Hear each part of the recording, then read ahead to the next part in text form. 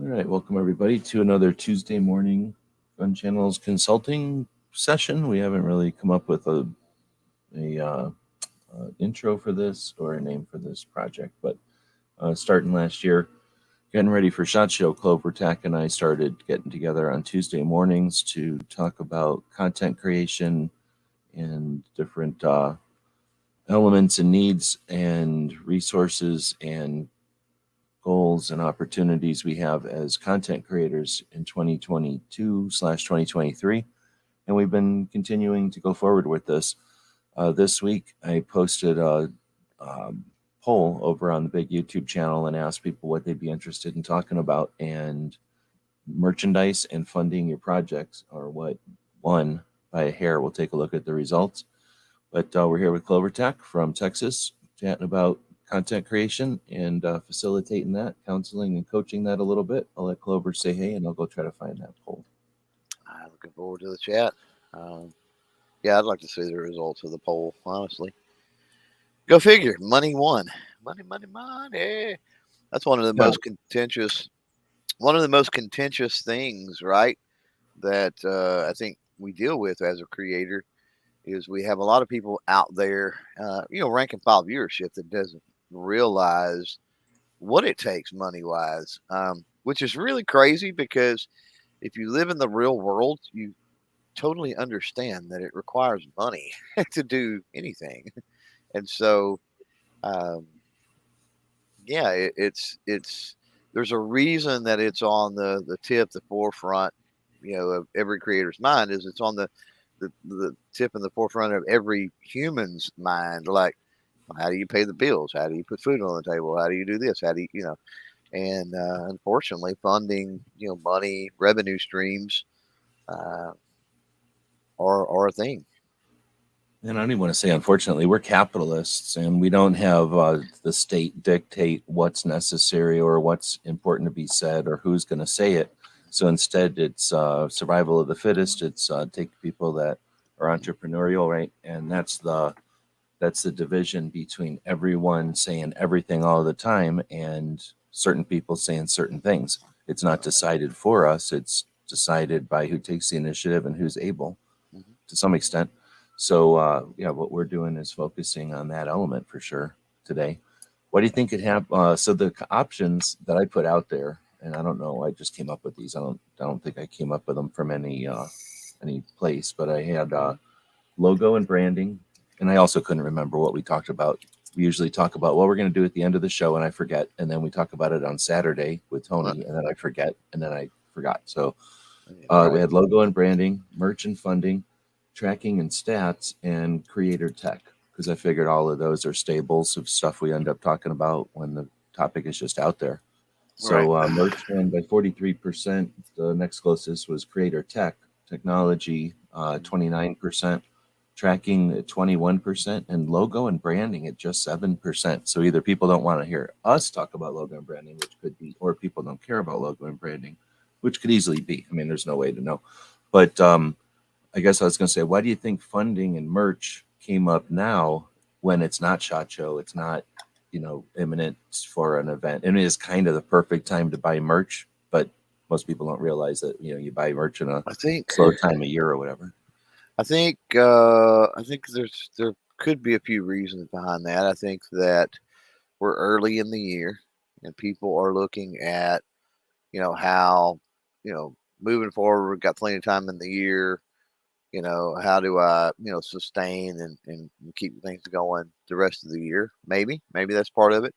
Um, maybe there are creators that, and I know for a fact there's some that did not make shot this year, but they are looking at, NRAM, right? And so maybe, there's something about that, that they're thinking, okay, that's spending money on that trip. I mean, getting to any of these shows or these venues, whatever it might be. I mean, 2A rallies, right? Tony going out to Arizona not too long ago. It could be anything, not just from a GunTuber creator's perspective, but a 2A creator as well. Could be anything. What I guess what surprises me is that um, the data side, the tracking side got as much as it did. Like that's a kind of astonishing to me. I mean, what came in third or something, and it's like, huh, that's interesting that there's that many people, the vast majority of people, and I think it's to their. I think there's two components to that. I think it's to their detriment that they don't understand what the data is telling them, because quite often, the data around your channel and all that can really help you with direction and help you set things up moving forward.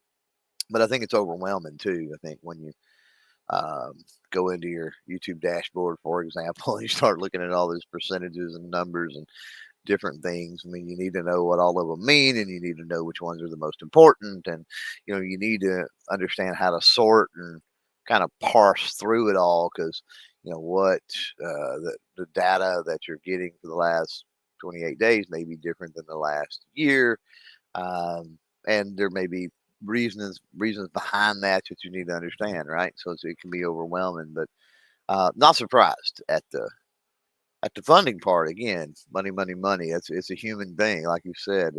No apologies for capitalism. No apologies for it's a it's often said that what money's the root of all evil, and people leave out the biggest part of that saying is that the lust of money is the root of all evil. It's not the money itself. So we require that, and so I think that's reflected in the poll. So looking forward to just having some conversations about how potentially creators can rectify that. All right, so merchandise and funding. So that kind of goes along with the logo and branding. So if we start talking about logo, we eventually start setting the stage or saying, okay, whatever you're going to do with your logo, think about what you're going to do with that logo. And one of the things you may do with that logo is sew it, print it, create it, do something with it in multiple, out in the real world, Yeah. whether that's a sign or a shirt or a sticker or something. And each of those has you take a interesting image that looks great on a computer and you put it on a sticker and it looks like cloudy mush, or looks awesome here, but when you put it in micro or zoom it out, now it looks like a hot dog taking a bath or something weird. It just doesn't look like your logo anymore. Yep. So merch gets into merchandising, and I think most people think of merchandising as some sort of a product, a physical product of a brand or a logo or a meme at this point, or some kind of sarcastic joke or some kind of a funny inside joke or some sort of a running joke, right? Like some kind of something about your project or your realm that you're capitalizing on and you're merchandising it. And I'm not sure what the actual definition of merchandising even is, but I think it has something to do with capitalizing on and something to do with creating funding from, for a project. So anyway, we're talking about creating something in the real world, or at least something that can be purchased. It doesn't have to be, it could be digital or something, but something that can be purchased to fund a project, right? Yeah. So definition of merchandising, real quick, just pull it up. Let's what it says here. The activity of promoting the sale of goods, especially by their presentation in retail outlets. Branded products used to promote a particular movie, popular music group, etc., or linked to a particular fictional character. So that's and of course, the root of merchandising is merchandise, right? So, which is the physical thing. So, yeah, two components to that. You got to come up with something, right? The stuff and how it's presented. Huh? Yeah, you got to come up with the stuff, and then you have to present it. Yeah. Two steps to that. Right. And then the goal of this, or the reason for this, would be funding. So Correct. we're talking about merchandising as the stuff and how, and then the funding is, I suppose, the why, or the why. Right. So we're talking content creators, and when you were describing kind of the situation before. If you want to put your hat into the ring or just be interested in this realm of content creation, you can go at it with three options, I guess. One would be to do it as frugally as possible with what you already have available, so no extra resources. And then to go at it with resources that you can create, so you're independently wealthy or you have an income source, or sugar mama. It's not to mean sugar mamas. I wish I had a bunch of sugar mamas. I need more than one, probably. Um, in other words, some kind of funding. What do they call that? A angel investor, someone that Right. makes it possible single-handedly for you to accomplish things. Because funding isn't an issue, and that's certainly possible in the world in 2023. And then finally would be to fund it itself, like create funding in it. I guess you could also have something that is kind of alongside. You could be a project being funded by other projects. You could be valid and necessary and of worth, and there could be a partner, ally, brother, sister organization that takes you under, champions your project and supports it, and you don't have to fundraise. It doesn't require an individual, but you know what I mean? Like, so I guess there's a fourth option, that if somehow somebody does the work for you, but let's assume no one's doing the work for you. You have, ability and interest in doing this yourself. You don't have a sugar mama, and you're not independently wealthy. Now we're talking most people's scenario where you've got a project that you'd like to do and you don't have the resources to just do whatever it is you want to do. And that's where I think funding and merchandising comes into play. Now, even if you are independently wealthy, even if you have a sugar mama, even if you are working in conjunction with other projects that pay for whatever bills you might have, or maybe you're just not at a level where you're using a lot of resources, merchandising can still be useful as a, what's the word, like a marketing thing, like a way to get the word out. Like, there's no better way to get the word out to remind people that you exist than to have something present on the wall of other people's things, to be on the shirt of other people's, Uh-huh. right? Like, you can Yeah. have merchandising do more work than just fund your project.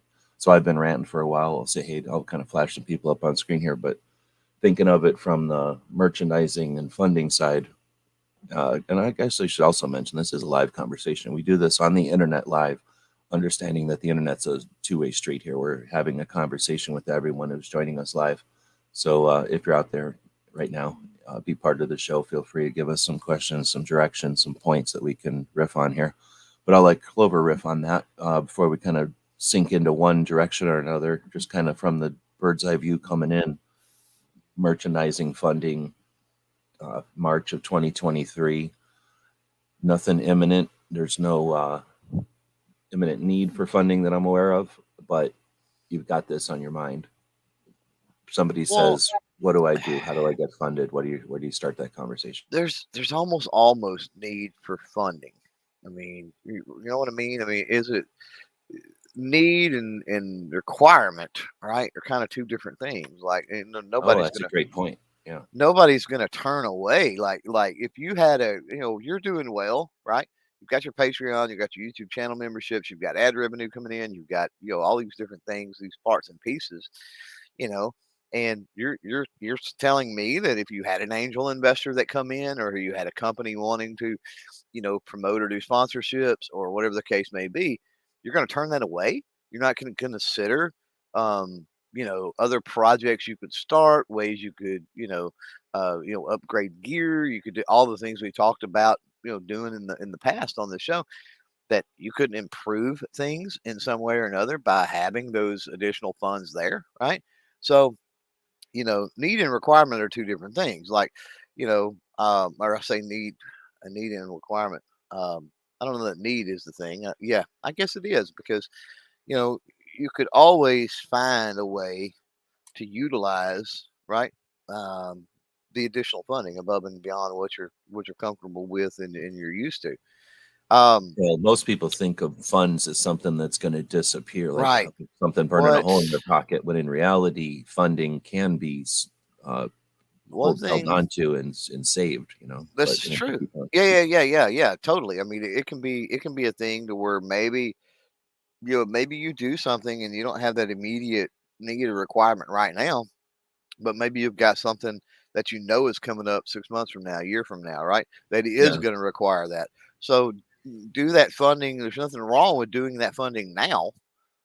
Sitting that back, squirreling that away, earmarking that, and say, okay, now I'm covered, right? It takes the stress off of having to. So you can either do that now for something 6 months later, or 5 months down the road, you can freak out and go, hey, in order to do this, I've got to have this, be able to fund this, and you're freaking out over it and whatever. So there's a mental health aspect as far as stress and all that kind of stuff. That can be alleviated, obviously, with funding. Now, that's not to say people that don't have plenty of money at their disposal don't suffer from stress and anxiety and and everything else, because they're just stressed and anxious over other things. Is what goes on there. But I like, I like the idea of the like merchandising and funding, and I think that when we're talking about, you brought up merchandising, and you're talking about like a like a physical good, a shirt with your your logo on it, a patch, something like that. And one thing that's really opened my mind this year, uh, particularly, is it doesn't have to be a tangible good. Um, you can make money, you can fund your projects simply by the the ideas incorporated in that project, and the execution of that project and the project itself, right? Um, in other words, you can get funding, you can come up with all sorts of things um, to get funding on. There's obviously money out there. As bad as I think that the economic situation is right now. I don't think it's definitely not you know the most robust we've ever seen it by any stretch of the imagination. That being said, there's still not only individuals, a lot of individuals out there, but companies, corporations, things like that, that are that have money that they are putting out. And so, whether you're talking about it's a patch or it's a concept for a new video series or whatever it might be, um, make sure that you're not thinking strictly tangible would be my suggestion, right? Um, you can monetize, you can sell, let's just say, um, an idea. You can sell things that are not, you don't physically hold in your hand, right? Yeah, and I think kind of along with that is when you have, let's say, Patreon, and you've got tiers or levels on Patreon. You can include people in things. You can give people thanks for things. You can mention people. So there's that kind of thing too, where people can be participatory as uh, an option or an alternative to just having a T-shirt or something. Like everybody wearing this T-shirt is one subset of the supporters, but then people in this group are in one subset. People that have done this in the past are in a subset. So there's ways to focus on the support and the um, supporters. I asked for questions out there, and we'll let some of those come in here. I want to kind of just go again from like bird's eye view and look at it where, let's say you're a content creator and your goal is to get information out there. Your goal is to add a point of view. Your goal is to promote a group or a project or an effort, right? Your goal is to get better at your craft. Your goal is to, for whatever reasons, you got lots of different goals out there. Yeah. Okay, so you have subscriber counts on some platforms. You have email account lists in maybe a newsletter. You've got a number of people that view your content, and you've got these different ways to track and to keep aware of how many people are participating, aware and sharing your projects in your campaign and whatever your overall goal is. So what options do you have to tie people together? For example, are they all wearing your T-shirt when they go to an event? Do you count that as a factor in the growth of your channel or in the popularity of your idea or Right. whatever it is, right? Do you count the number of times people see something on a patch panel or on a sticker mirror or wall or window or something? Do you count when gun shops have stickers or decals on their glass cases in front of their registers or on their doors as you walk in? What tangible effort is it? So funding and merchandising, I should say, and the funding is an important part of it, but not everybody's driven or motivated by funding. It's not important for certain people at all the time or whatever. Some of us, it's constantly an issue. We're not, Valid in the point. Yeah. solvent place, right? But the merchandising part of it is also getting that information out in front of people. So, Right. so let's look at it from that angle. The point is to get the point is to get some type of return, right? That return could be the return could be cash, but the return could also be more followers. The return could be more viewers, could be more awareness of your project. Yeah. But you're getting something out of it. Yeah. Reputation, or what's the word, like, association. Like, okay, I'm stuck on that guy's rifle case. Okay, I'm stuck on this person's thing. Like, okay, that's cool, right? Right. So your merchandise allows that to happen. You could be the coolest person ever. You've never done a decal because you're too cool for school. You don't want to make it look like you're desperate for money or some weird communist thing. I don't understand people who are afraid to talk about money and capitalism. It doesn't make any sense to me. But I know that it's like an adverse thing to some people. So they're never going to do merch because, shucks, I don't need your money. I don't need to look like I can't handle it. I don't know what their deal is, right? Man, I don't want to get stickers made by that. It costs too much. Stickers should be free or something. I get stickers for free. That means I should be able to obtain them for free, right? People give me stickers, so that means they have no value. People don't realize that when you get something for free, you're the product. If they give you a sticker for free, it's because they want you to put their sticker on your stuff, and now you're walking around as their billboard. So you're their employee. Was it? Yeah, you're their employee, right? Unpaid. Yeah, they're volunteer employee. So you can either be their marketing, or you can pay someone who you want to be. I want to carry around Clover's logos. I want people to go, what is that? And I can go, it's this dude who cares about people, and he does stuff to show that, right? Like, you merchandise, if you don't create it, then it can't be there for that.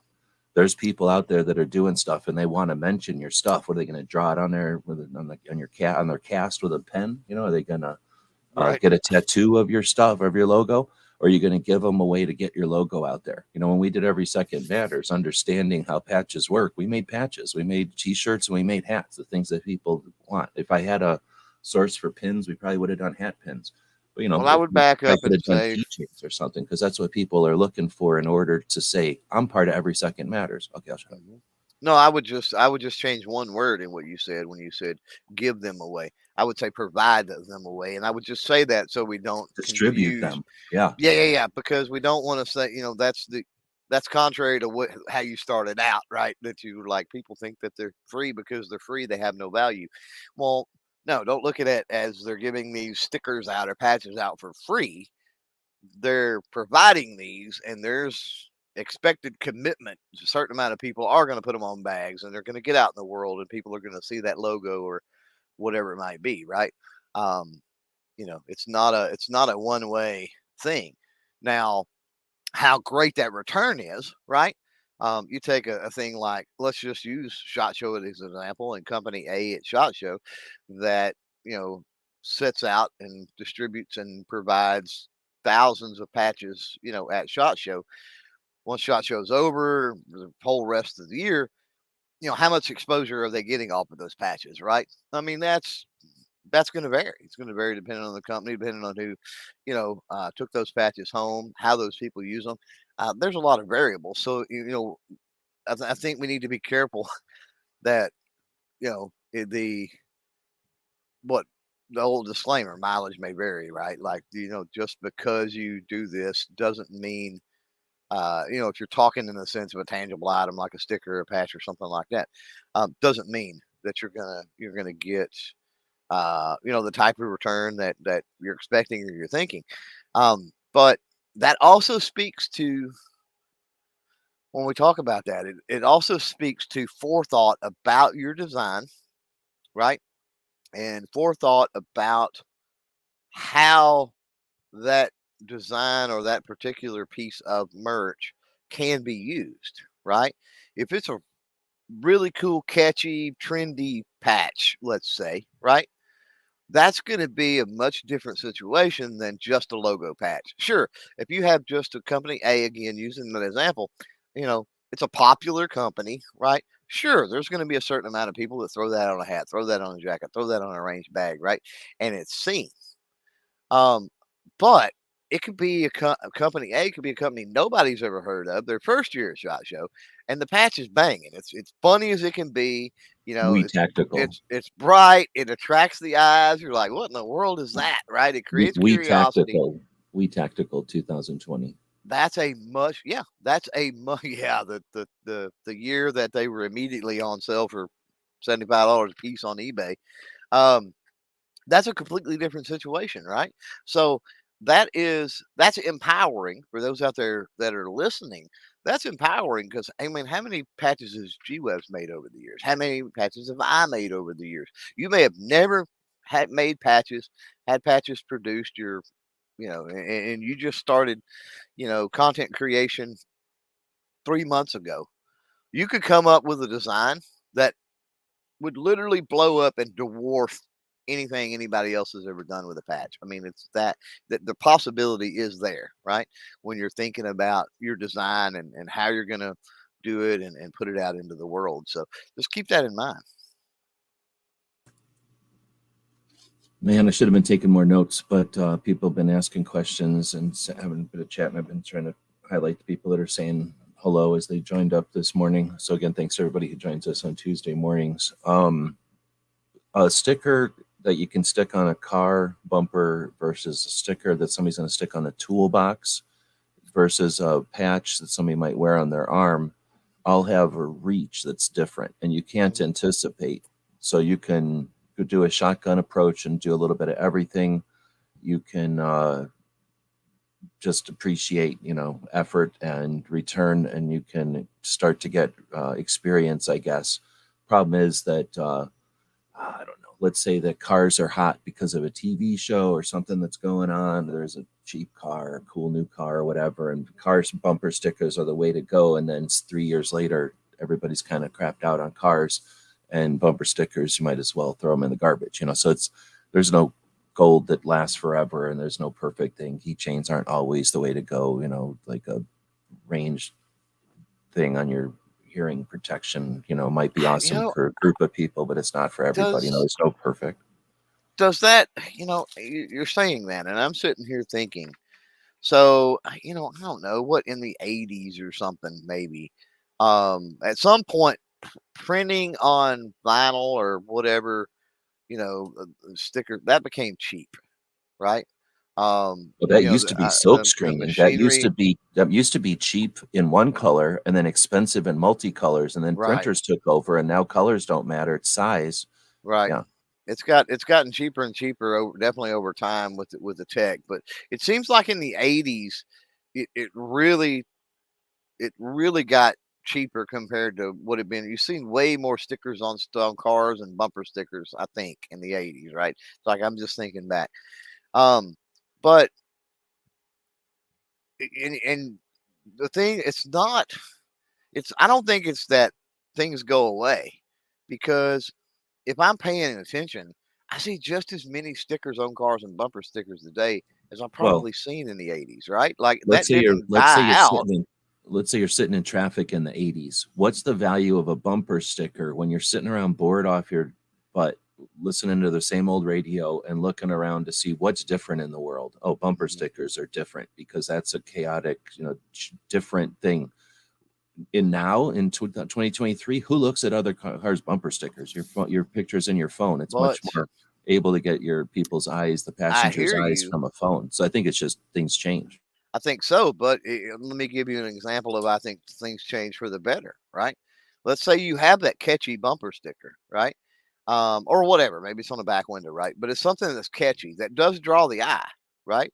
So you could have somebody that's sitting there in the 80s, and you've got that catchy bumper sticker or that catchy window sticker, and true, right? They see it. Oh man, that's cool. Whatever. That car drives off, like, and they remember that cool bumper sticker, right, or whatever it was. Fast forward 2023, sitting at a red light, right? You see that sticker, it catches somebody's eye. Whoa, that's freaking cool, right? They have a cell phone in their hand. They have instant access to information from the internet that Yep. they could search engine type logo with a pink whatever rhinoceros riding a purple unicorn, or you know what I mean? Like they've got resource where they can figure out what was that sticker, right? Like, Yeah. Google image recognition, click, and it's showing yeah, you the website or something. the Yeah. ability to take a picture of it. Yeah, absolutely. Yeah. You didn't have that in the 80s, right? So you think, oh, bumper sticker, window sticker, oh, that's 1980. And it's like, it was, But but, effective but in a it's, different way in the 80s is all. yeah, but it's still around and in many ways could be more effective today than it was back then. And that's same with a shirt, same with a hat, same with a patch, same with whatever else it might be.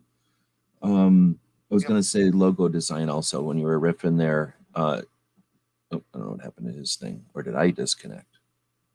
One of us disconnected. Okay, so your design matters. If you've got Clover can do, oh, I'm trying to think. You did your square patch the first time. He did a giant square patch that had, I don't know, it was just very cluttered. It was like not cluttered, but it had a lot going on. It was a very Not really. It was the same. multicolor.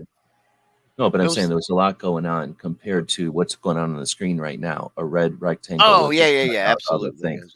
Yeah. So if he did this one on the screen right now as a sticker, and he did his original one, you'd have to want a green thing or a red thing. I wouldn't put anything red on anything I own. So he's immediately got me out of there, and he couldn't have known that. He's just got to deal with that part. But then he's got to deal with the green and red part. He's got to deal with the, I don't know what this is. It's more like looking at I guess I could go grab it, but it's a complicated pattern. Look at any patch out there that behind on the table there. Or maybe you can flip up the other design. But his leprechaun design. His leprechaun design is a leprechaun wearing a cowboy hat with a vest on, with a gun. It just looks different. You're gonna have to sit there for a second and absorb it. And then when you're all done, you went, okay, I looked at a leprechaun holding a gun and a pipe. I like this or I don't like it. He's wearing a cowboy hat. That, I got a point. I have an opinion on all this. So this is just a whole lot more going on with your brain and your eyeballs than that GunTuber Academy sticker. So that's all I'm saying. You get a sticker, you get a patch, you get a t-shirt, you get a hat, whatever it might be. If it's in your face, immediately recognizes the brain patterns and people dig it. It's funny, it's sarcastic, it's remembering, what's the word? It brings back memories. It makes you Nostalgic. think. Yeah, exactly. And you know what I mean? Like my logo is worthless. It's good for me because it, distinguishes, it's like a fingerprint. But if I wanted to put something out there that's more catchy, we talk about the gun channels G or I don't know, something else that's way more basic, like the stripper clip design or something. The stripper clip design is quick, it gets out there, and hopefully a little while later you go, oh man, I know what it is now, right? So, there's that kind of thing going on. So anyway, that's what I was going to say. You make a flashy and interesting sticker, people are going to buy the sticker. And if it happens to be your logo, well, that's a nice little thing. The people that dig it and understand are like, look at this, it's the logo for such and such. Oh, wow. Or like, this is the whatever, the campaign for that thing that such and such did. Oh, okay. But I like it because it's a pancake that's angry, you know? So I guess that was the thing. Yeah. You get an angry pancake running around with an AK-47. Certain people are going to buy it and not realize that it's a logo for an event you're having or for your new campaign about the pancake Right. video series or Well, something. there's something to be said about tying in. There's the no-brainer logo, and then there's more complicated or no-brainer, and then there's the complicated, right? Which would be the two examples you're talking about. But then there's also room with the complicated to create nuance and conversation. And then there's even room in the simplistic designs to do that. And I'll give an example. I don't remember how many years ago it was. It wasn't recent, but somebody said, "Did you ever?" The FedEx logo is just their name, right? It's FedEx, Nope. and they're like, "Have you ever realized there's an arrow?" And it's like, I've never paid any attention to there being an arrow in the FedEx, and that was intentional. because of the fonts they used, because of everything else. Um, and it's like I've seen that, and I've seen that, and I've seen that so many times over the years. And then when somebody mentions that, like, you can't unsee it. You know what I mean? You're like, holy crap, that's always been there. That has to have been intentional. But like, I never seen it. And so even my point with that is, even simplicity of design can lend itself to hidden treasures and nuance and things that create conversation, right? In what other world would I have been on a live stream here talking about FedEx? Like, who cares, right? But we're having a conversation about logos and design, and now that story comes up, right?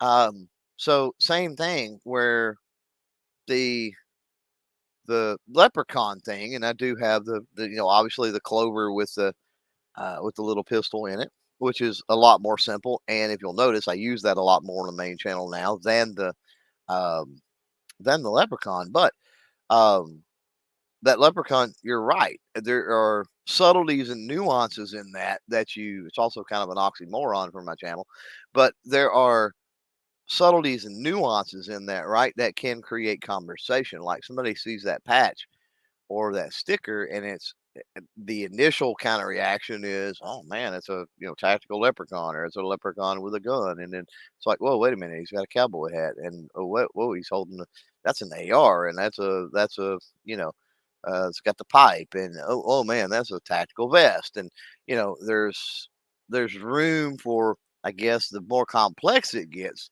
there's room to, once that has been visually picked up and looked at, there's room to create more conversation, I think, around it. Well, So and that's if you got a plain X or a cross or something versus an intricate engraved thing with, like you're saying, multiple layers of, once you start staring at it, you get more out of it. It gives somebody an opportunity to have a reason to stare at it more, to understand there's more to it. And again, you don't know what people are going to do with that sticker. Is it going on a car, or is it going on a toolbox that they're going to be looking at every day? Right? Is it in a display at a gun shop, or is it on a rifle case? Is it there to be seen in photographs, or is it there to be seen in person? You don't know. There's no way to know. So the best bet, honestly, is probably do both, and then let people pick up the one that they want, and it gets out there, and you got the opportunity for both. I was also going to add that if you wanted to do like a series of spy versus spy cartoons with Ghost and his logo of a ghost doing something and your logo of a leprechaun doing something, that's harder to do if it's a clover with a gun, until you do the angry clover idea that I keep talking about. But you know what I mean? Like, it gives you a thing that's a mascot personification of the channel that you can use for like little fun shit like that, or instructional a stuff. humanoid, or whatever you want to call it, type. Yeah. So if you wanted to do like a how-to guide and you needed an image of a cartoon mascot sitting at a table, well, you got one already. But anyway, so there's that layer of merchandising or whatever. Yep. All right, let's we're half an hour in, more than that. Now let's start hitting some of the questions. Again, we appreciate the people that are out there live. We're not trying to ignore you. Let's do it. Let's see. First one was from Roll Call, which I don't have one of Roll Call's patches. Do you have one of Roll Call's patches? I don't remember. Yep, I don't. So what are the best, Roll Call's asking, what are the best merch products to sell which don't break the bank? Doesn't break the bank. Yeah. Stickers for sure. Decals, on a lesser note, decals are interesting because they're, if you've got people that need them for windows, and don't discount gun shops and stuff that put them on windows sometimes, but people put them on vehicles or something. But otherwise, stickers are probably the cheapest option. Buy stickers that are going to be useful outdoors. You can get stickers super cheap, and they usually don't have like a layer of UV protection over the printing, because it's almost always now they're printed, not silk screened. So it's not like a paint that's applied to a vinyl surface. It's a print that's applied to a vinyl surface, and print by itself was nice and vibrant and it looks cool. But by itself, it's not going to last in the sun for any length of time, or even in just existence very long. Right. So the better places will put squish a layer of UV protectant clear on top of there, which will give it some abrasion resistance. So because the printing is still just printed on vinyl, That gives you a layer of stuff so they don't get smeared or worn off as easy. And then the UV doesn't attack the lighter colors as fast, or the darker colors, and turn them gray. So if you're going to have it on a car, or if you're going to have it on a range case that's going to be out in elements, consider getting them from a decent place. And of course, I'm going to plug Allen Anchor, who's a decent company that's been in our community for a long time, and they definitely charge more for their patches because they're doing everything I just said there. And having a patch that's inexpensive and somebody likes the design, likes your project, pays something for it, especially if it becomes not just we have commodity pricing, and we have, let's get something accomplished. Let's get us a new this. Let's get us to someone's, get us to some place. Let's get us the new thing. So let's raise some funds with this product. Now they purchased that product and it was expensive or it was inexpensive, either one, but they're doing it because they want to promote your project or they like the design of it. They put it somewhere and they're super proud of it, and then it fades out in a year. One, they're like, what was that? Oh, I don't remember. It's just a white square now. So remove it and put something else there because you're forgotten. Or, dang it, that was such and such as cool thing, and now it's destroyed. I'm never going to buy it again because it's a finite thing. It's only going to last for so long, so I'm not going to replace it. Costs too much to replace unless you do some kind of a we'll replace it kind of thing. But I'm not going to replace it. Instead, I'm going to put something else there. So you've had an opportunity for a minute, and you're probably never going to get that person who's buying it because it looks cool on their range case or on their Jeep or on their Toyota or whatever. That person's never buying your product again, because even if you change, they're gambling. So in my opinion, if you are putting something out there I think this design is awesome, or I'm trying to raise funds for my project and this has my name on it, cheap out or be there for a long time. And that's one of those things. So I guess I was just going to bring that up, that you can lose a long time supporter by having inexpensive stuff, just because some people, they're not going to put inexpensive stuff on their Toyota or their Jeep. They care too much about their other products or their other items that they're not going to risk it. But I still think those are the cheapest. The next cheapest, or probably even cheaper, is shirts. Print on demand shirts, and I would say hats, but I've never seen a good print on demand hat. Have you? No. They always say they have hats, but they're like a little dinky design, or they're weird. I don't know why they insist on having horrible hats, but I guess as I've been looking into trying to get that big embroidery machine, it's just a pain in the butt to get hats made. So you either have to have very low paid workers stand there in front of the machine or charge a lot for the hat, because either way there's got to be somebody standing there, and you're going to ruin making hats. Like that's one of the reasons. And what I was going to say when you were talking there is, don't discount local printers, local embroidery shops, things of that nature, right? There may be, again, we get back into capitalism and all this other stuff. There may be somebody local that you can work with, to get some of this merch, some of this stuff made. And it may, that's the spoiler alert. Very likely made local. That's the only way. Very likely, yeah. And I'm blessed to have a great company that I work with locally from mine. But the thing about that is you can test product, right? Like I can go in, I've got a great relationship with a printer. The vast majority of the stickers that you see from me, they have the UV coating, as she was talking about. I mean, they're on high grade vinyl. I mean, they're done very nicely. I've known that company. I worked with that company for decades at this point, in some way or another. So they do great work and everything else. Now, going local, are you going to potentially pay a little bit more for those? Yeah, you're potentially going to pay a little bit, potentially pay a little bit more, but you're establishing that local relationship. And in the case of the, you order them online from some random place, and we're not talking about Allen Anchor, of course, reputable, and I think you're going to be happy if you get stuff from them. But if you just go with some random place online, cheapest place you can find the product, that kind of thing.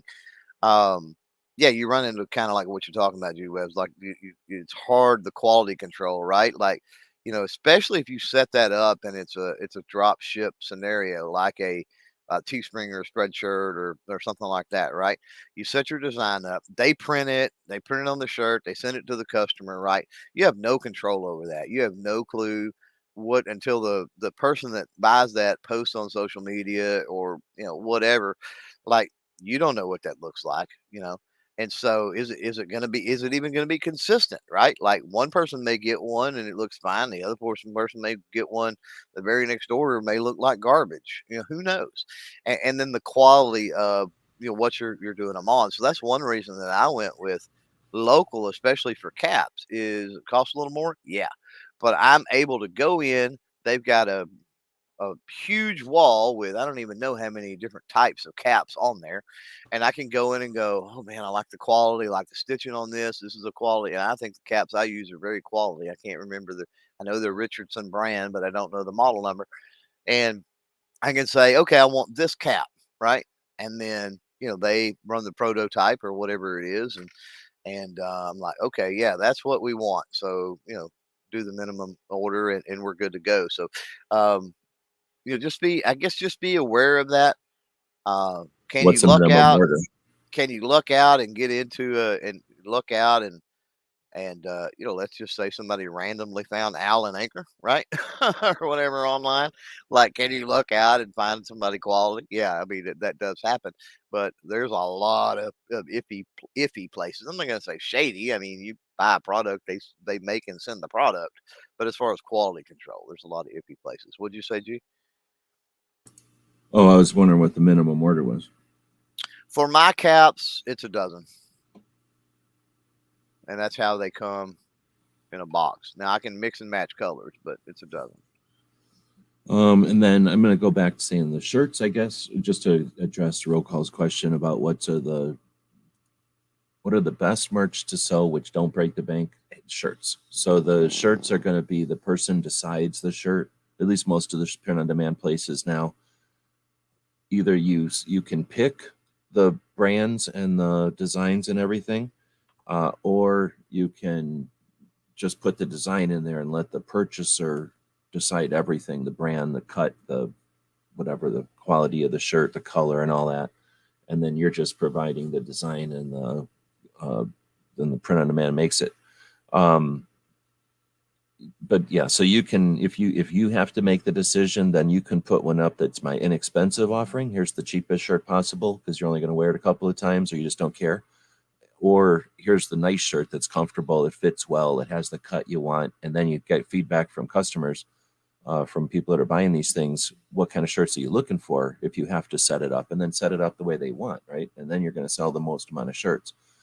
On the other hand, if it lets you choose, then just let people know, hey, it's set up to this one, but that's just the default. You can definitely change it to whatever brand, a cheaper brand, a more expensive brand. Set it up somewhere about middle to high, so that if people go by default, they're going to get a decent quality shirt. If it goes by default and they don't like the price, they're going to probably look around and see if there's a way to adjust the price to a cheaper shirt. If they go by default and they don't care about the price, then they're getting a decent shirt, and they're not, you don't run into the problems of, oh, I like supporting these people, but they have horribly cheap shirts. So don't make the default the cheap shirt. But I think that's it. There's print on demand is your best option. Then comes stickers. And then I'm going to say patches. And I think you get a real good return on your bang on your buck for the patches, at least in our community. Now, in other communities, it might be different. I think in a car community, you could get another good return on patches because of headliners. Anybody that's got like a toolbox or something, you might be better off with stickers or magnets. When you start getting into offices and stuff, you get back to partitions and walls and people putting up patches as a way to make their what do they call them things? Your little office space unique or personalized. Same thing with magnets and things.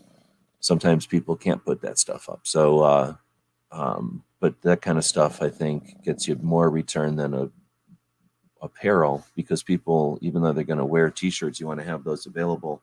Not everybody's wearing them all the time. And depending on the situation, a sticker on a toolbox or a patch or a sticker on a wall behind somebody might be in some other person's video for a long, long, long, long time.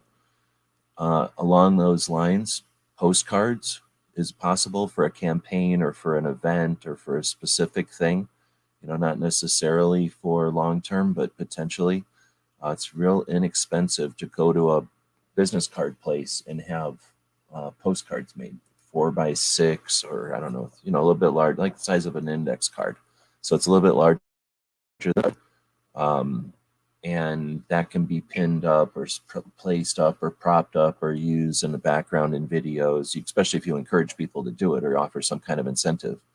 And that's the other side of it, which we're getting long in the tooth here, but an hour, and I don't know, we try to keep these things as brief as possible. We usually do 3-hour sessions, but getting into the merch that don't break the bank, we can get into strategies for acquiring the merchandise, which I'm a fan of, which involve crowdfunding or, attaching the merch to other projects that the funding becomes part of a bigger thing, or the acquisition of the merch becomes part of a bigger thing, so that you don't take the burden of just going out and purchasing a bunch of patches or shirts or something like that. The print on demand has taken the shirt issue away. The shirt issue is the worst with the sizing and the branding and the colors. I like this shirt and it's the right size, but I wanted a purple shirt, not a green shirt. Right. But I don't know if there's anything else to wring out of Roll Call's question, but it was a great question with a lot of levels there. So I tried to hit a bunch of them without going off on too many tangents. Well, again, we're getting into tangible merchandise, and so my answer to that simple answer to Roll Call's thing too, digital merchandise and that sort of thing, right? That doesn't break the bank. So maybe it's I'm trying to think of an example, but there are, I know Foss out there has done some musical stuff, right? So maybe he does a musical greeting card, or whatever you want to call it, right? Or maybe you create you're good in Photoshop, and maybe you do a digital, greeting card or postcard type thing that somebody could send to somebody, text it, send it to a text on a phone or something, right? So just keep in mind that, it doesn't have to be an actual tangible thing. And if it's not tangible, then you start eliminating a lot of overhead and cost and things of that nature. Interesting. Yeah, that's a good point. Man, I don't want to get too much into it, but crowdfunding is another topic probably, and projects would be a whole other thing, like doing stuff with your channel or with your project instead of just creating content. Or I shouldn't say just creating content, but in addition to creating content, do stuff, go places, and that kind of stuff. And when you do stuff and go places, you got more opportunity to involve either sponsors or fans or sugar mamas, or just incorporating into the cost of the project or something to create some merch. Yep. All right, so I probably left some notes, but I'm going to keep going. So She Fires had the next. Yeah, we need to burn through questions for sure. Street Fighter says, for new gun channels, when is a realistic time to provide patches? What are good quality patches? Big question. Going backwards, the good quality ones, probably, let's say, under $5 a piece for sure, with a quantity of 100, and they can get half that price. Let's say, not quite half that price. Let's say they go down to $3, so $3 to $5 realistically. So you're looking at for 100, $300 to $500, just to put numbers on them. And of course, you can get them cheaper and you could pay more, but that's a realistic range in 2023 for 100 patches. And when is a good time to spend $300 to $500 on 100 things? It's a step. So my advice is typically to do something with, these are going to be around for a while. Like, just your logo is tough. It's one of the reasons we did the patches. It's difficult to make that decision unless you've got some people are in a different place, and this is a project that they're intending to spend thousands of dollars on. So $300 to $500 once every 100 patches is not a big deal. And I know people that personally will spend that easily. They don't even think about it. So if that's the case, then go nuts, start buying them.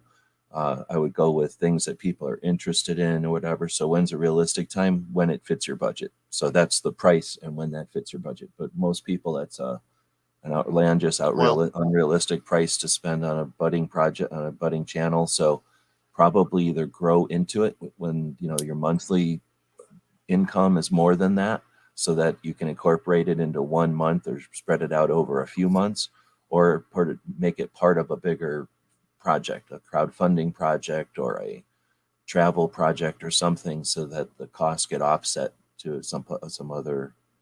I'll shut up and let Clover add on it. Done this yeah. multiple different ways and Oh, applied yeah. this to answer the question for different people. So So I'm trying to answer it for as many people as possible, if that's possible. realistic time, I mean, that gets into a lot of different things that question comes up. Like, when should I start? And my answer is almost always like, if you're thinking about starting it, you probably should have already done it. And part of the reason is you don't have to go all out when whether you're talking about stickers. Where I've done limited runs, and stickers are cheap. And I've done limited runs of stickers, like literally like maybe 25, have like 25 made, right? You can do Stickers are the same usually thing. 50 cents to a buck ish. Yeah, So you yeah, can do the 25 is like same 25 thing, bucks. even if you're a smaller channel. Because what can happen? G-Webs was talking about my square design, right? Very first patches we ever made. They're horrible. They're printed on a vinyl thing. I mean, they're terrible. They're terrible patches. But I want to say those were around the $5 a piece or something like that. And I had 20 or 25. I don't even remember now. And that's it. So that's the very first Clover Tag patch. And there's one out there that's actually signed.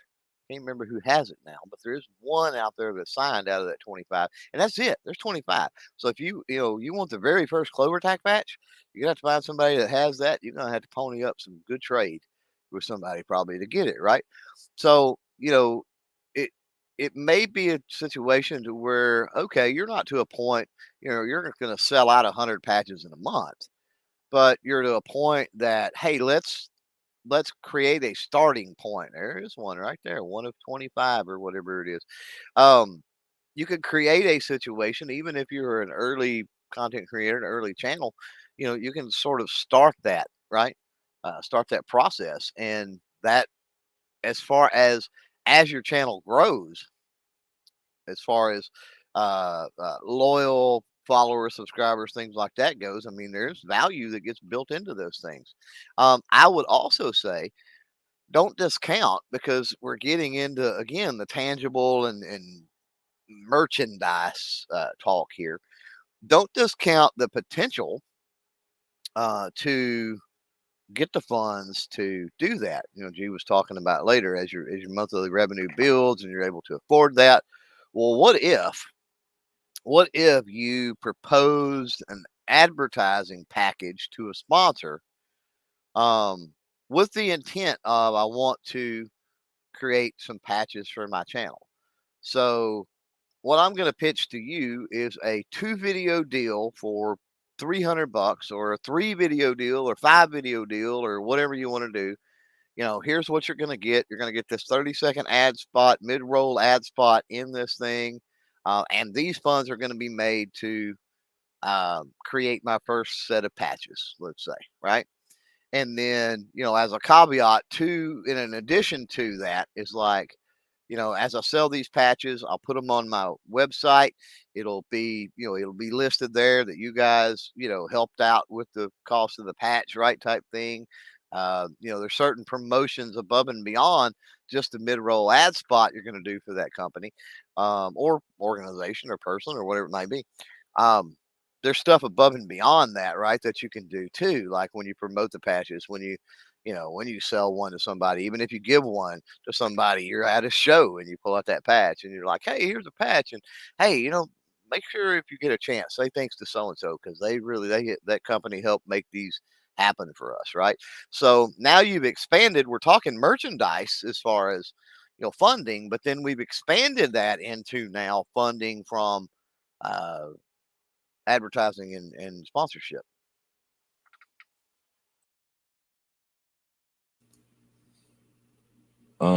So that was the answer to the question, when's a realistic time to provide? Because if you're looking at the cost and when you're going to pay for it, Clover's addressing that by saying that's not the only option. Right. So let me throw this out there. We've got Patreon and we've got Kickstarter, Indiegogo. Mm-hmm. And everything Clover just said could be a level, could be a perk package on your Indiegogo and your whatever. So now you've made that conversation, you've had that conversation. Maybe you've had that conversation with a couple of people because you want to do a series of 3 patches that connect together. And if you got all 3, you have a little pattern show up or something or whatever. And one person's going to sponsor one person's going to sponsor the other, and they're both together going to pay for your logo, which is going to be in the I center of like the it. project or something, I right? like it. Yeah. Now you I make like it. that a perk level on your Patreon, or you make that a perk level on an Indiegogo campaign, and then you open it up to all your fans. And now you have an opportunity for your fans to participate in something and to share you and your project and what you're accomplishing and what your goals are with people. Now you're putting on a platform that has people who are just venture capitalists. They're people that have spent money on interesting things that they value, and they're looking to do that again. Literally, you don't realize that there's people that watch YouTube and there's people that watch Instagram. There's people that read Twitter and there's people that go on Truth Social. There's people that watch the TV news. Well, guess what? There's people that hang out on Indiegogo. There's people that hang out on Kickstarter, and they take $20 a month and they put it on things and they see how the project works and they get a perk and they put it on their shelf and they go, that's the time I funded a project that made mushroom things so you could make mushrooms at home cheap and easy. That's the time I funded a place in California that's helping differently abled folks, and they're making mushroom mugs, right? This is the time I funded a food truck that makes mushroom burritos only, and they have 12 different ways of making mushroom burritos, right? Like there's people that do that. That's their entertainment. So do you want to be around for them to be part of, right? Oh, that's the time I funded a guy who's a gun channel doing a thing. That's the time I funded a girl who's doing guns on the internet, right? Like, do you want to have that opportunity? Next, are you an ambassador of guns? Do we want to normalize guns? Do we want to have guns on these platforms? So, when's a good time to create patches? When's a good time to spend time exploring your project on platforms and in ways that empower you and get the word out there, that take it into different realms and stuff. So if you're looking at ways to fund it, and I'm everything Clover just said, and then put it on a platform so that you can share it and you can get it even larger, put goals in there. This is what I'm trying to do, but if I get more funds, then I'm going to do this, and then we'll do this, and then we'll be here doing that, and have large goals with that. So anyway, we're getting off in tangents, but there's a good time is when you feel like doing it. You can do it around Christmas. You can do it in the middle of the year. You can probably not at the last minute, because then it becomes a rush. But all right, I'm going off on tangents there. Sheetfire's followed up with that last one. I'm working on a new logo and hope to collab with a sponsor for production. What do you recommend on an approach to the sponsor? Do you think you address that, or do you want to address this one specifically? Yeah, I didn't see that one, but I mean, it applies. I mean, you almost answered it already, and I didn't know if you had seen that Yeah. other one or if you want to add to that at all. I would throw together. I mean, the the logo or the patch or whatever it is not, if it's not, they're not going to be tied into that, right? There's always an opportunity to tie it in. I mean, say there's a product or whatever it is from that company, you could always do a patch with that product and then put your flair on it, whether it's your channel colors or your logo in the little corner and an interesting spot, or something like that. I'm thinking like Kevin Dixie's Truth Pistol patch and things of that nature, right? Where it's still branded you, but then it ties into them as well. There's ways to do that, but then you can remove them from the whole idea of the logo of the patch altogether, and you're providing something to them for their sponsorship. Like, here's what I'm doing. I'm selling this advertising package to you, right? But I want you to understand that the funds for this is not, to pay bills or to spend on liquor or weed or whatever. Like the purpose of the funds that, for me selling you this advertising package is for me to create this logo or create these patches, right? And that needs to be a part of any proposal. Like you can go to a company and you can say, Hey, I've got an advertising package, or hey, I put this thing together. We're looking for, somebody to sponsor. We're looking for you to cut a check, right? It really goes a long way if they understand what, if there's specifics, right? That is for, because that shows them that you're serious. That shows them that you're thinking about your channel, you're thinking about your project, you're putting thought into all of this, right? And it's not, I'm just chasing some dollars to put in the bank and sit there and, you know, get rich or whatever. Like, there's a purpose behind it. And I think I think that's a big deal.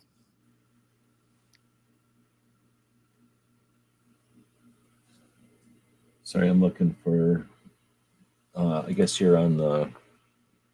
I don't know where you are. We're broadcasting to 3 channels, so you're not on the channel I opened up here. So welcome. It's been a long time since I've seen the name out there, but very cool.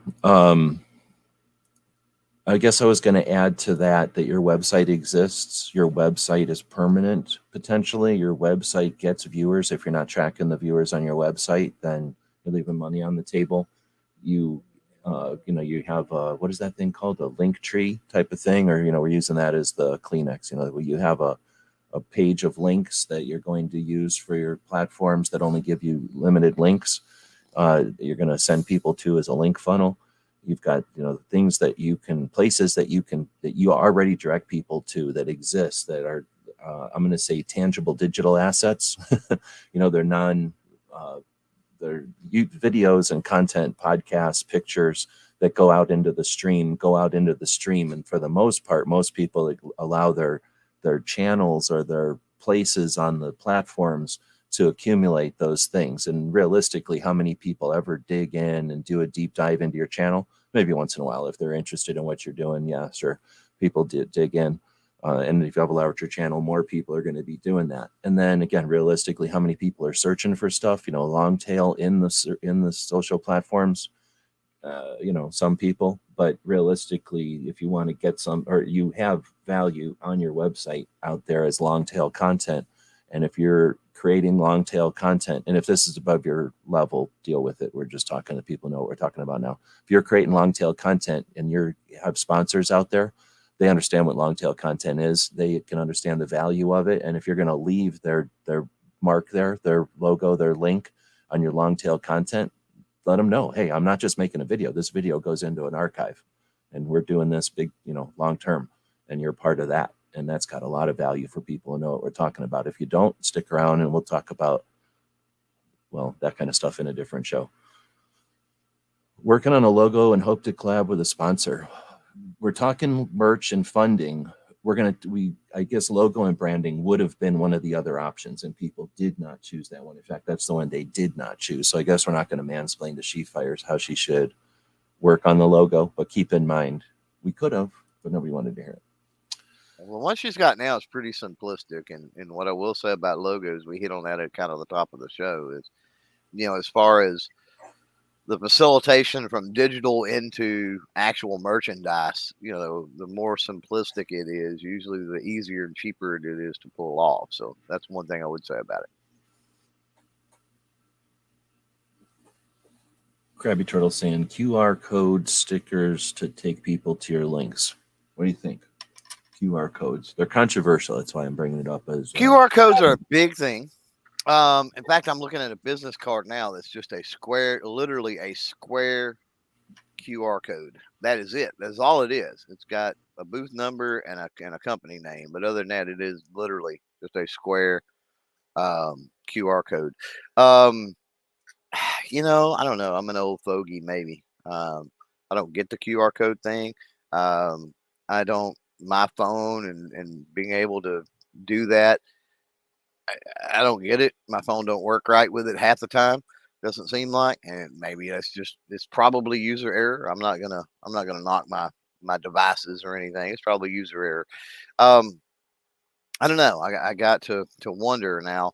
The good thing about, I guess, maybe it having a QR code or being something like that, or doing something kind of unique with a QR code, I can see some benefit. Simply that people may go to take a picture of it, and you have that aspect built in, right?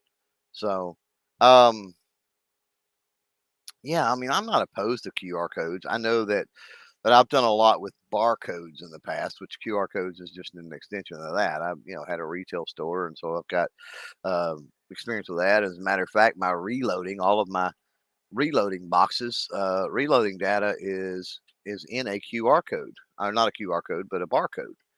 Um, had a program that from that business and translate it over. So, when I reload stuff, I just click the thing, print a label, and literally a QR code, right? I'm not a QR. I keep saying QR. It's a barcode that contains all of that data without that data being on the box. That way, somebody can't copy my data or maybe screw it up and hurt themselves or do something like that, right? Um, so that's why I did that. So there's a place. I mean, I definitely have utilized similar technology in the past, and I get the benefit. Um, but I'm not a big fan. I'm not sold on it yet, I guess is what I should say. Yeah, I'm too old to be caught up in that nonsense. So they're new and they're nothing more than other things that Clover just said and other things before that. So I don't like them. They can be interesting. I'm not discounting them. Play with them if you want. Don't rely on them. If you're a person who uses them, realize that most people don't. If you're one of the people that doesn't, realize that you're the majority. Most people don't use those weird things. They're just a little thing, and they're neat for people that are selling people who don't pay attention or people that ain't. Would you quit touching the microphone? Sorry, he's being a jerk right now. He wants his airtime.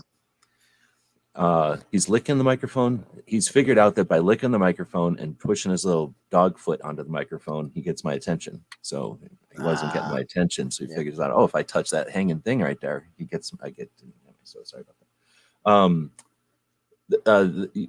I think QR codes, and you can tell me if I'm wrong, are something that people who are, let's say, tech savvy-ish and are selling their service or I need to exist in this, in this company.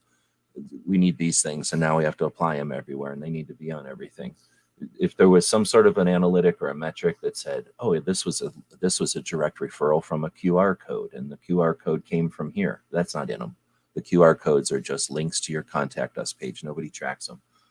So if that was all being done and they were awesome tracking things, maybe that's typically not the case. And it's not, because you're taking a QR code and putting it on your business card. It would have to literally be something different from everybody. So the best you can hope for is that the page it goes to tracks cookies or some kind of source data. So anyway, it gets into, they're not that good. They're not magic. They're just a different extension of something from before. Some phones use them, like Clover just said. I'm reiterating. Nobody knows how to use them. Some kids know how to use them. I don't like them. They take up way too much space on your card. They might be used to be like, look, I'm hip and trendy. Look, I'm technically savvy. I know what it is, and I've got it on my card. I do have them on my cards. I have them way too small, and I just have them there to mock them. Mostly just just so that they do technically exist. But if you want to try to use it, you got to go find it.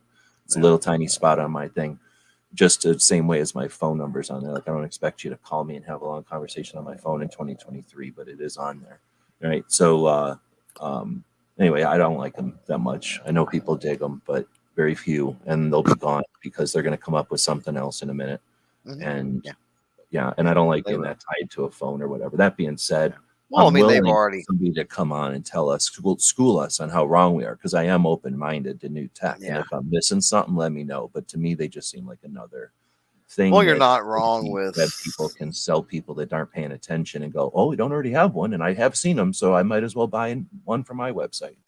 Yeah, you're not wrong that something else will come along, and I think evidence of that is nowadays you can literally just take a picture of something. Like, you don't even have to have a QR code. Like, you can take a picture of something and AI will go, here's some searches related to whatever that's in that picture. You know what I mean? Like, you can literally take a picture of like product labels, like go in the grocery store, right, and take a picture of the peanut butter jar.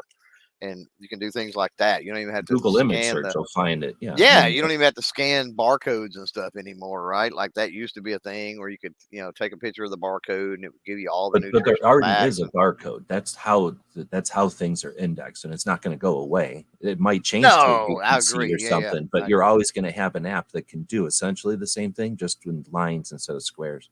Right. Anyway, so I don't want to. We're not UPC shaming either, QR code shaming or whatever they're called. Like, have Oh, them. I no, don't care. without a I doubt. wouldn't. Yeah, yeah. I wouldn't waste a lot of real estate on them. I mean, but I'm not saying that they're useless, and I'm willing to be open minded. So, like I said, if I'm missing something, but I don't want to shame. So she fires to saying she has both. Yeah, we're not saying that you did a bad thing by even having them. Nope, I'm just not at all. bragging because I'm not a fan or whatever. Yep.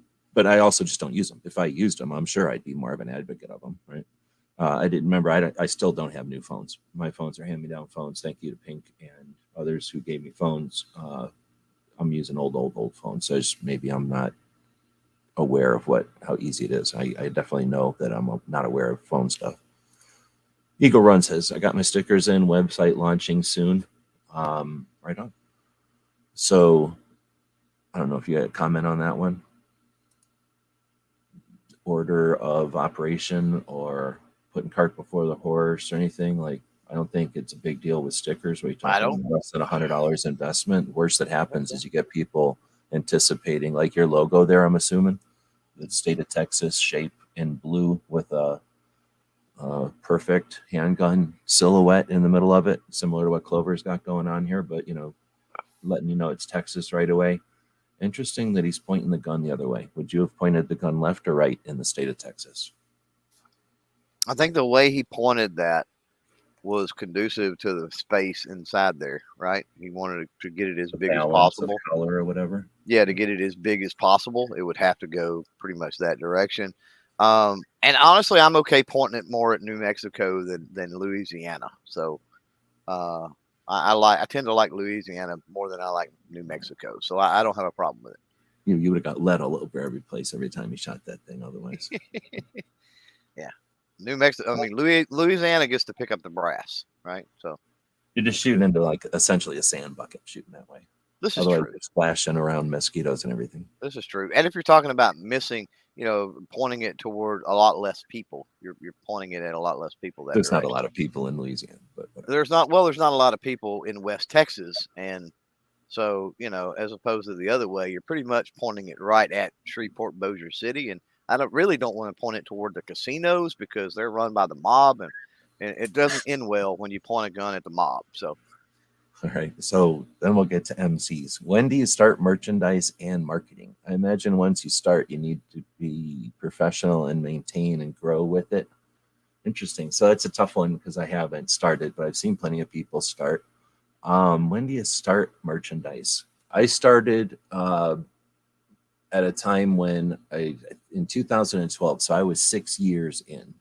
And by then, I mean, so many things had happened in that 6 years. So I think I probably could have, if I would have realized it or been aware that it was a possibility, I think I would have started in year one, right? I would have started ahead of time even. So I don't think you can start too early.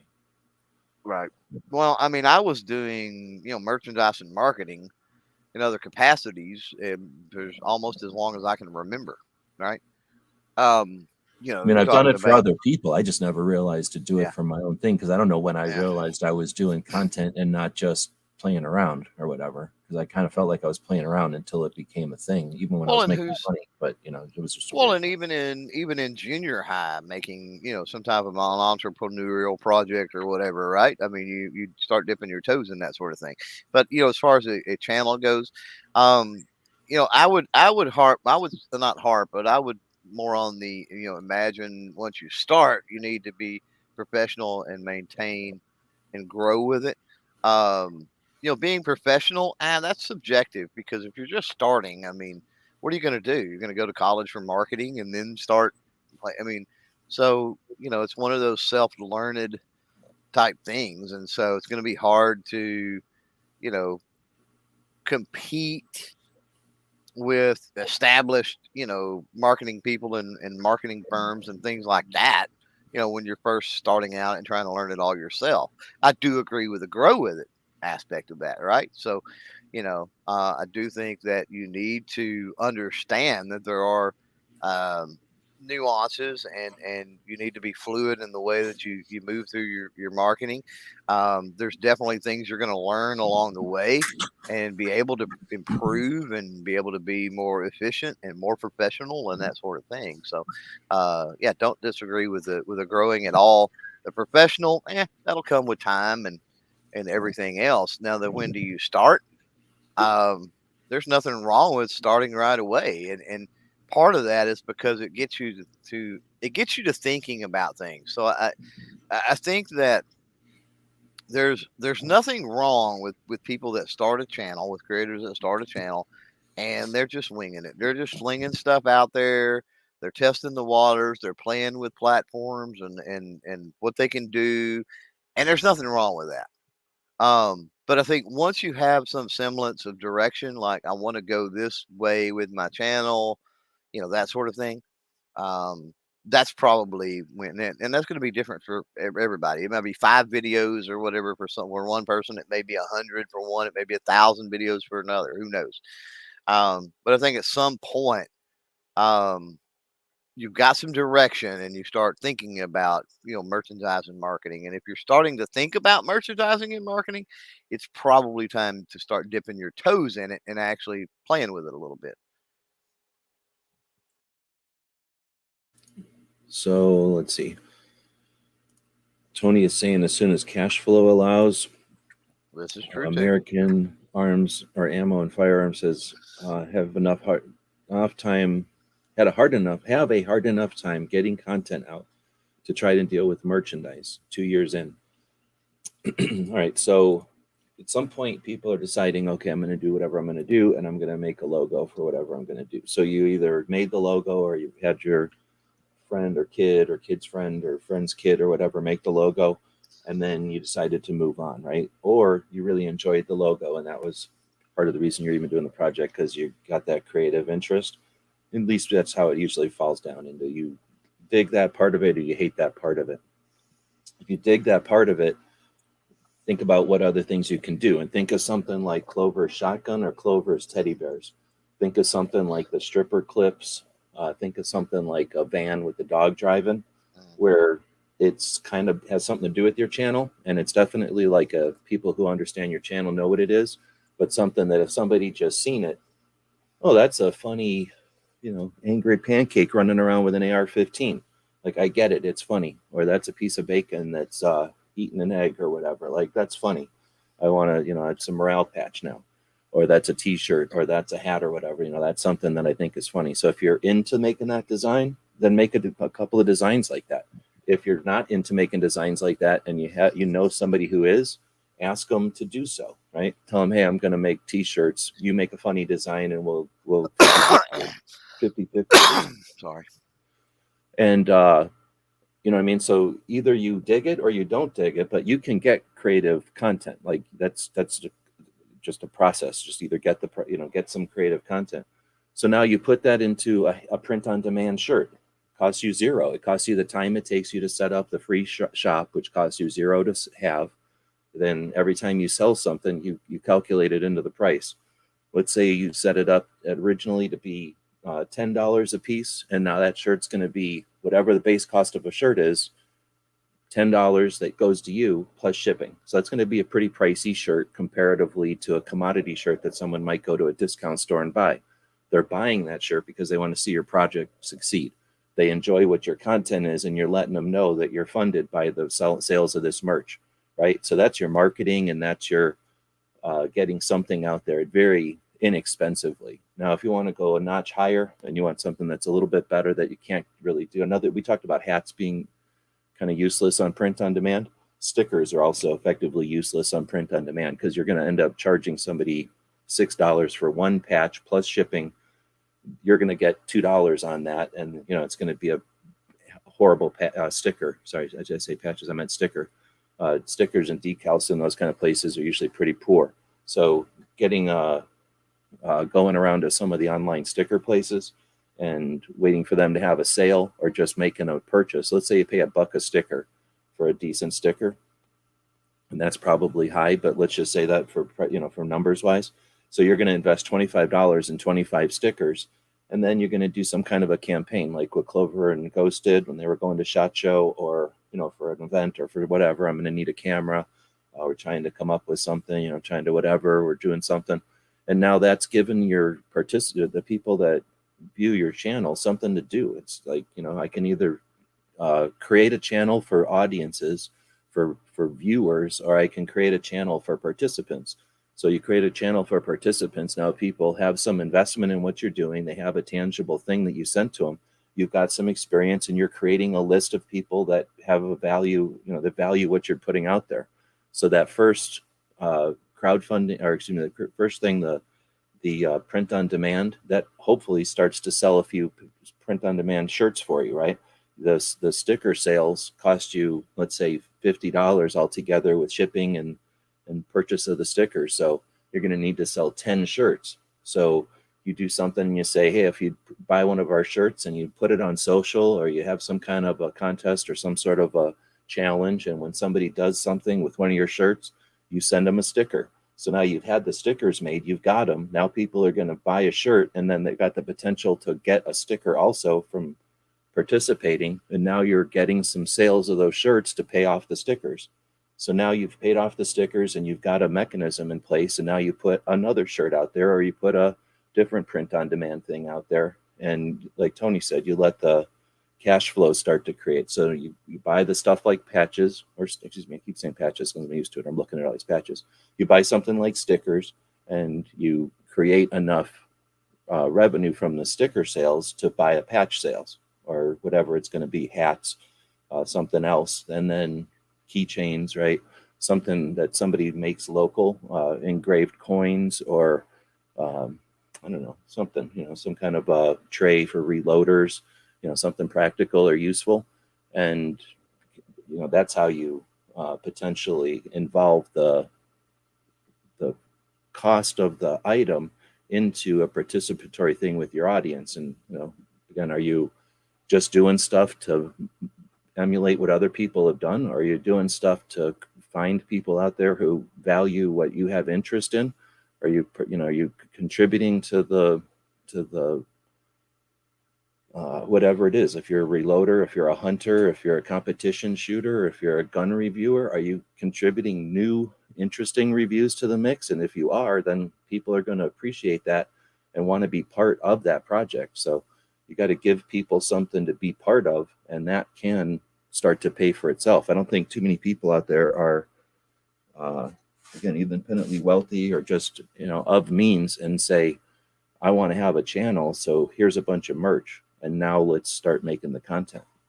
I guess that does happen. That kind of gets put out there every once in a while, but those things don't tend to last very long because they haven't created any kind of audience that appreciates their work. They haven't created enough work. But I think it can go hand in hand with your work. And, well, I'm going to let Clover dig in on this one again.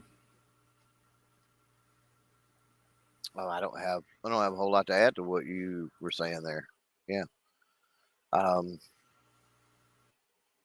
Yeah. I agree. So imagine once you start, you need to be professional and maintain and grow with it. Man, I don't know. I don't feel like I'm very professional. So I guess it's probably good for some audiences and some people, but I don't know if it's a requirement. Probably better off if you're professional about it, but honestly, I don't know. With some people, the problem with my idea of quote unquote professional. If I think of professional as like smart, like there's all kinds of things that I'll do even though I wasn't successful before, and I'll just not wait for things to end successfully before I write them off and move on. Like I don't know where I draw a line at professional. Like I think I'm a little sloppy, right, that way, but I think if sometimes you're not, then you wait around and failures will let you quit. Yeah, I think sometimes, and especially in the sense of a content creator, I think sometimes if you get too professional, you lose the realness, right? The whatever that the It becomes clinical. Yeah. It's more. It becomes. It can become like a monotonous, sterile environment, and like that's maybe not why people initially followed you. Initially, started paying you attention because they liked your real off the cuff, type perspective. Um, and so if you polish it up too much. Now, professional in the sense of understanding the way things work, right? Professional in the sense of being educated on the particular subject. I think there's a difference, I guess, is what I'm saying, between the professionalism as far as your mindset, your education, your understanding, that sort of thing, and professionalism when it comes to execution. I think there is a difference there. Oh yeah, I was thinking professional as far as like running a channel in a smart way versus I wasn't thinking about content creation. I think that's pretty obvious. I don't care about professional content creation. MC followed up with, I suppose I was thinking of Demo Ranch with the merchandise having a life of its own. I literally don't even, I know that that's a channel that shoots stuff and has a bunch of followers, but I'd never follow it and never see any of it. So I heard the since merchandise, I heard since like 2017 they hate kids, but I'm just saying that's what I heard. but their merchandise, I have no idea. Like, do they have a lot of merchandise? That's a kind of a unique case because it's a huge channel and they're just a giant channel, period, not just a gun channel, right? They're I just a have big no clue. channel. I have no Yeah, I clue don't what they're either. doing. Yeah. But they're on a different scale because of, think about it. If you can, I can't even imagine. You'd have to not only be able to move thousands of items like a shirt or something, you'd have to be able to work with people that can move 1,000 shirts whenever you mention them. If you're going to tell more than 1 million people buy a shirt, you can't just work with anybody. You got to be able to work with somebody who can facilitate. This is I don't true. even Yeah. know how many Product. shirts get made. So that's just dealing with a different scale of stuff than what we're dealing with. And I don't think emulating that is effective. Like just because, anything of scale, a skyscraper exists, doesn't mean you want to start putting stories on your house. Like, so what that there's 100-story buildings? It doesn't mean every building has to have multiple stories. Yep. Patriot got his skulls today. Yeah, I didn't do any kind of video. I just had thrown those in there. So hopefully, and then they got that color thing in there too. Hopefully that's working for him. I found a thing that it's kind of like the remote control, except it pointed at stuff. It'll tell you the intensity of the light source, if it's super bright or dark or dim, by a tone, and then it'll you point it at something, and it'll tell you the color that you're pointing it at. It's pretty neat. I found that at a thrift shop for just a couple of bucks. So no other questions specifically. I've seen people in West Michigan wearing their shirts. Oh, okay. So anyway, I think that as far as merchandising and funding, it's a huge chunk. It's got a lot of potentials. I think a lot of people look at it in different ways, right? We've been talking about Girl Scout cookies right now. So if you grew up with an entrepreneurial like awareness that the government doesn't hand you things, your parents don't hand you things for their whole life, that if you want something in this country, at least, you have the potential and a massive opportunity to make things happen in plenty of creative and interesting ways. So when you think of like the Girl Scouts funding their troops or whatever it is that they fund with the sales of cookies, but what they're really doing is teaching those girls that they can either participate or observe a tradition and the season of whatever you call that entrepreneurial level of their whatever their club, but in reality, a tradition for the country for a long time. So they can either participate in that or watch it. And the participants understand so much about how the give and take or the goods, the pluses and minuses, the nuances of everything, salesmanship, marketing, consequences. I think the people that sorry, I'm getting a bunch of texts here too. The people that participate in that stuff just have a different taste for this, I think. And that that's just Girl Scout cookies. Think of like, I'm sure sports had some kind of funding. Hockey equipment costs money, football equipment. I don't know if baseball costs anything, but there's probably that aspect to other things that happen in the world as we're growing up. Maybe even school activities or something, depending on where you're at, required this kind of stuff or didn't. And maybe that's where some of us have a different appreciation or a different value on this stuff.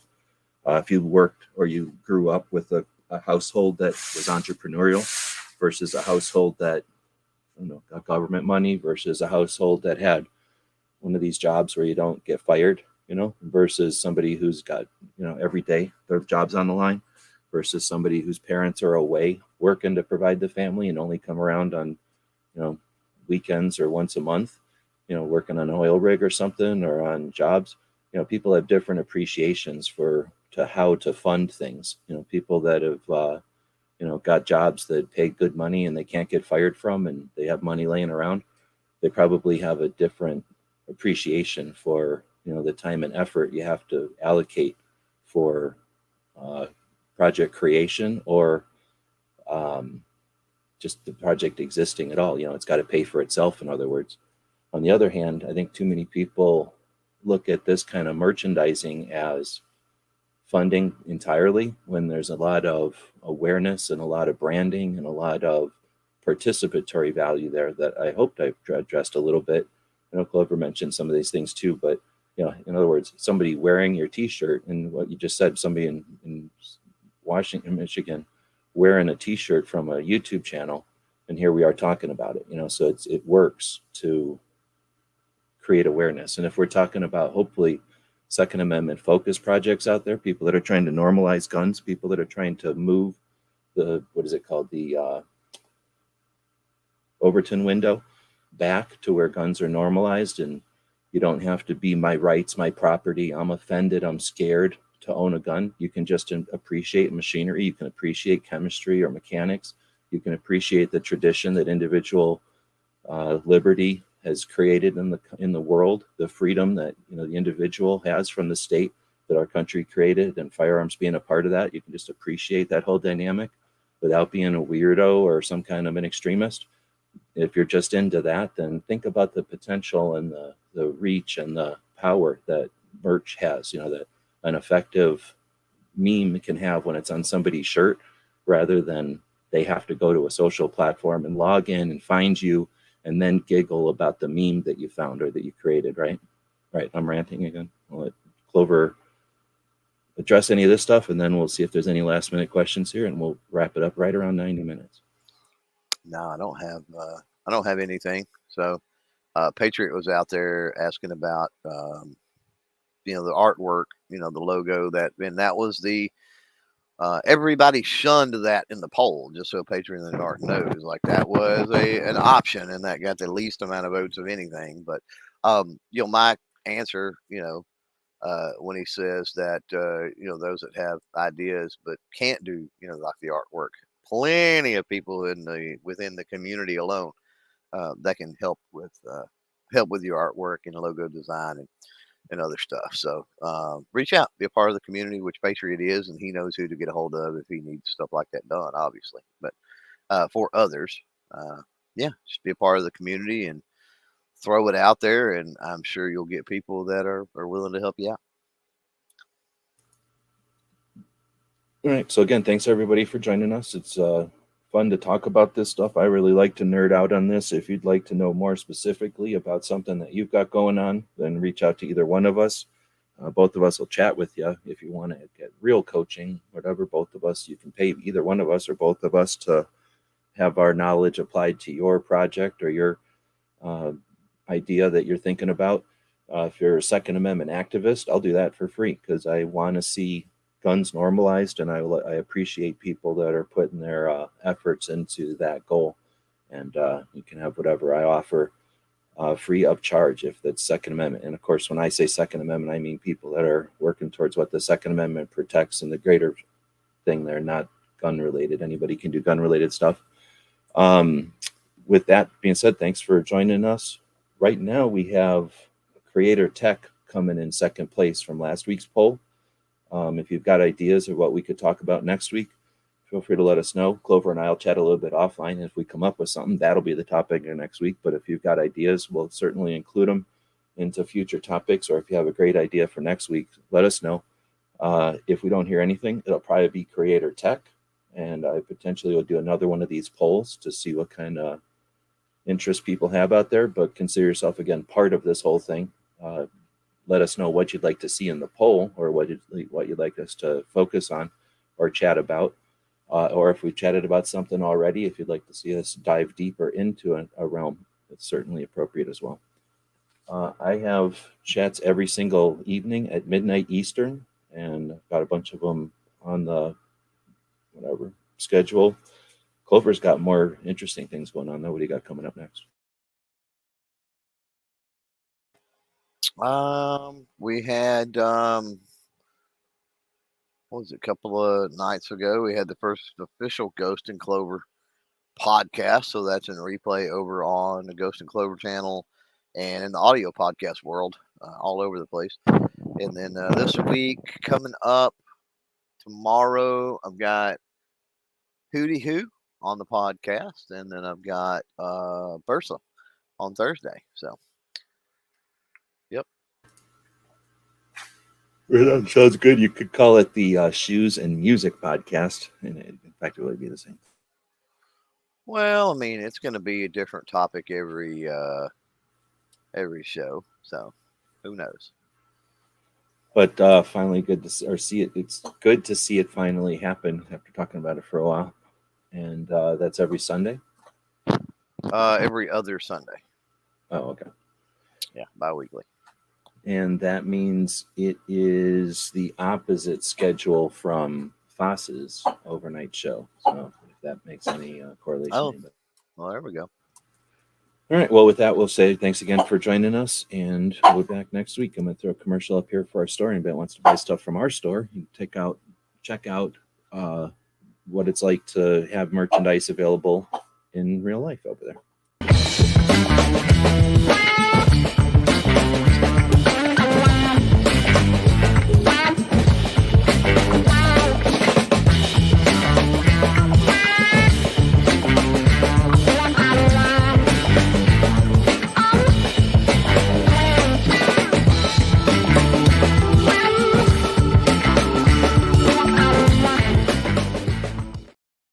Going to say, except for the van, the dogs, and pretty much everything else, Clover's got over at his shop too. So go check out clovertac.com and hit on shop, and you can get most of this kind of stuff, different versions of it with the same kind of stuff as we got, including the consulting and technical work.